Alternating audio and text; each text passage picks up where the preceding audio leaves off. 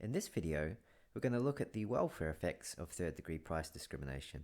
Specifically, we're going to look at whether moving from uniform pricing to third-degree price discrimination increases or reduces welfare. So we're going to do this by looking at two cases. So the first case is where one of the markets is not served under uniform pricing, but both are served under price discrimination.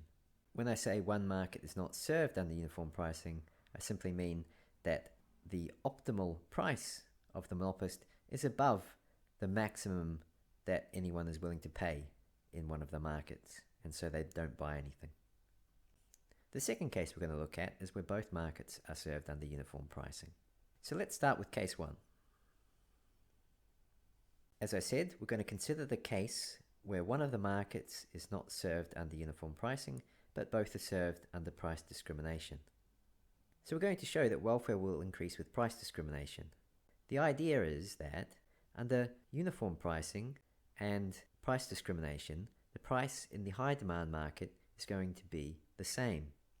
The only difference price discrimination is going to make is that it enables the monopolist to charge a low price to consumers in the low demand market and sell something to them, as well as selling to the consumers in the high demand market at the high price. And because this is going to result in an increase in the quantity the monopolist sells, this is going to increase welfare. Part of that increase in welfare will be profit, and part of it will be consumer surplus. In particular, the consumer surplus of consumers in the low demand market. So let's look at the diagram. So in this diagram, we have two demand curves. We have the demand curve for the high demand market and the demand curve for the low demand market. Now, just to explain the axes, this is 0. The quantity in the high demand market is measured to the right, and the quantity in the low demand market is measured to the left. So we've flipped the diagram for the low demand market horizontally. So in the diagram, we currently have the price under uniform pricing and the quantities sold in each of the markets under uniform pricing. Now you see that the uniform price is above the most that anyone is willing to pay in the low demand market. So it's above this vertical intercept of the demand curve DL. And therefore, the quantity sold in the low demand market is 0. The quantity sold in the high demand market is over here, and of course that's where the marginal revenue curve in the high demand market crosses the marginal cost curve.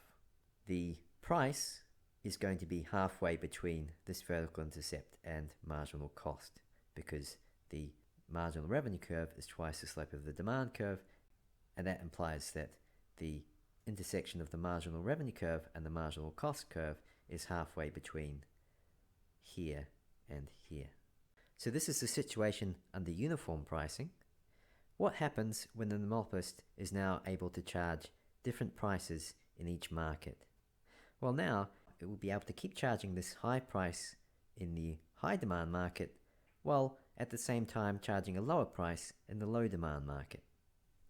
The price in the high demand market won't change because this is still the intersection between marginal revenue and marginal cost. So the price under third degree price discrimination is still PU in the high demand market. And the quantity in the high demand market is still QUH.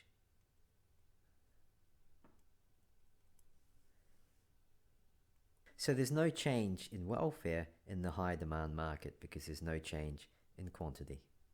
So I can't draw you an area here. The change in welfare is 0.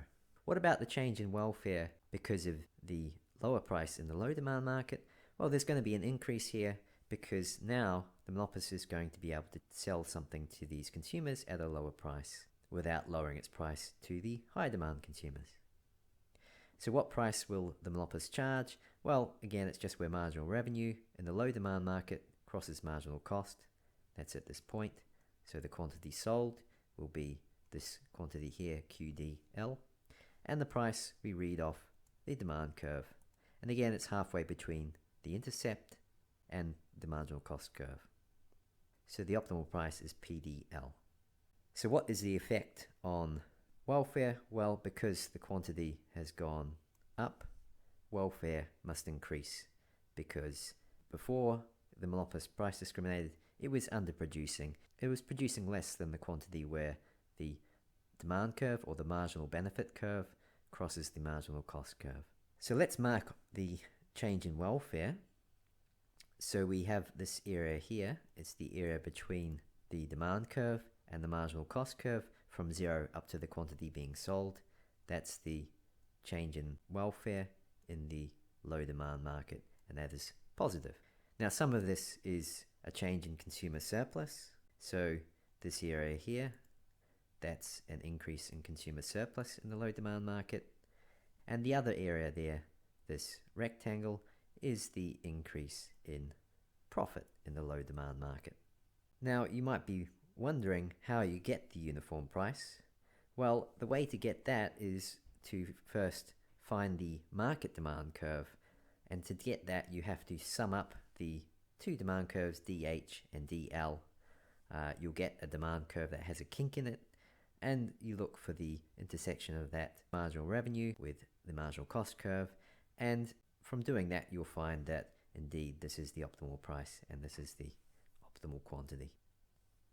Okay, so that was case 1. What about case 2? So now we're going to consider the case where both markets are served under uniform pricing.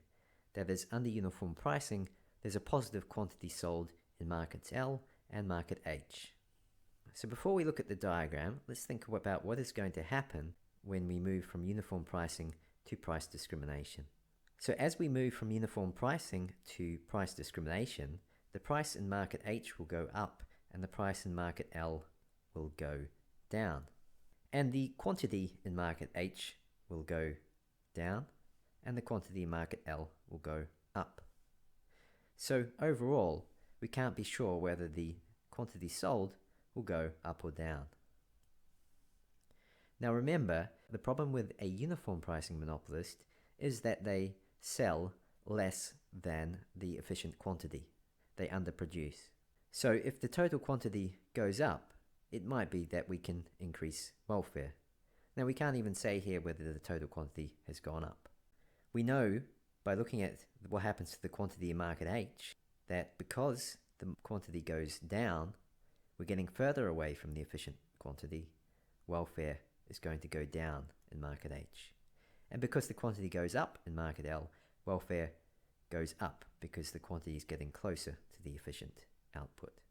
Now because these arrows are going in different directions, we don't know what's going to happen with welfare overall. What's going to happen with profit? Well, in both markets, profit is going to go up, and this must be true because otherwise the monopolist would not change the price from uniform pricing. So overall, the profit is going to have to go up as long as the monopolist chooses to change its prices compared to uniform pricing. What's going to happen to consumer surplus? Well, consumer surplus in market H will go down. The quantity's gone down. And consumer surplus in market L will go up because the quantity's gone up. And overall, we don't know what's happened to consumer surplus.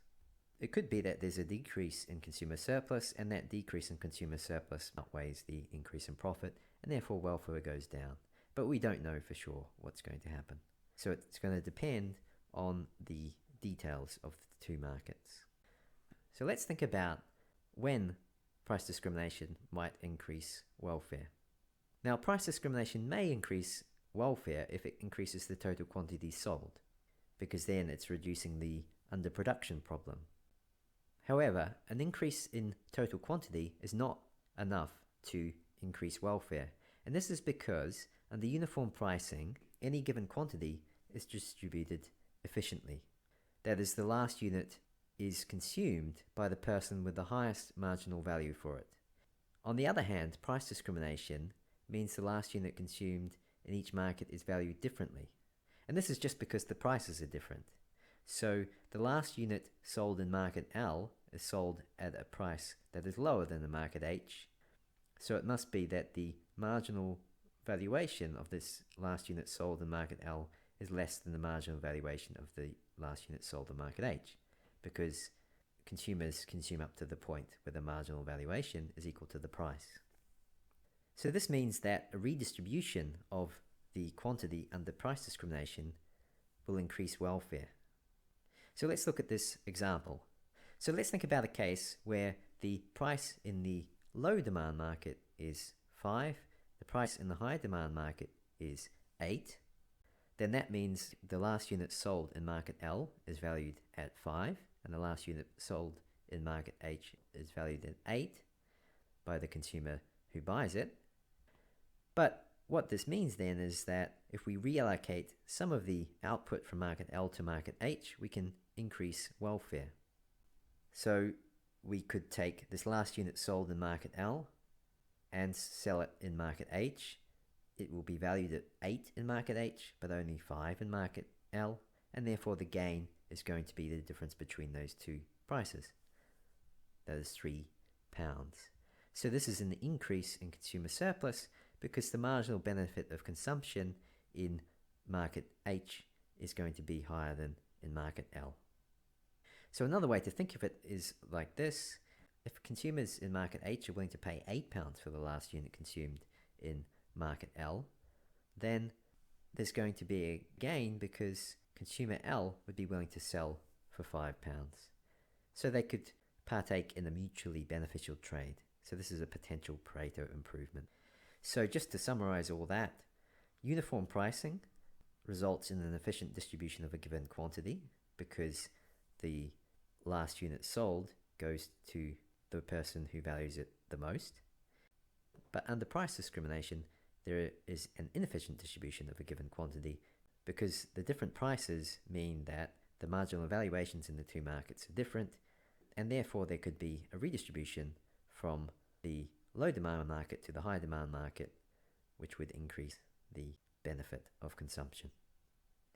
So because of this inefficient distribution of a given quantity under third degree price discrimination can only increase welfare if it increases quantity compared to uniform pricing.